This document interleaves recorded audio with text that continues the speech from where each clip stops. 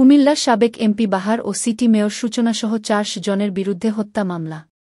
কুমিল্লায় ছাত্রজনতার গণান্দোলনের সময় শহরের কোটবাড়ি বিশ্ব রোডের নন্দনপুরে মাসুম মিয়া নামে একজন নিহত হয়।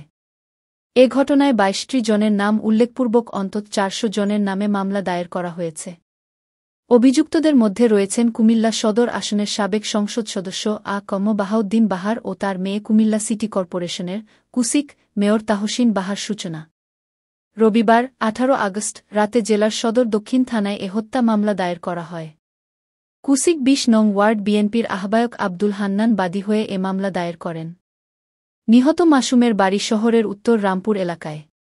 মামলার বিষয়টি নিশ্চিত করেছেন সদর দক্ষিণ মডেল থানার ওসি মো. আলমগীর হোসেন। জানা গেছে, গত ৪ আগস্ট কুমিল্লার কোটবাড়ি বিশ্ব রোড এলাকায় নন্দনপুরে বৈষম্যবিরোধী শিক্ষার্থীদের সাথে আওয়ামী লীগ ছাত্রলীগের সাথে সংঘর্ষে নিহত হন মাসুম। প্রথমে তার পরিচয় না পাওয়ায় তাকে বেওয়ারিশ হিসেবে দাফন করা হয়েছিল।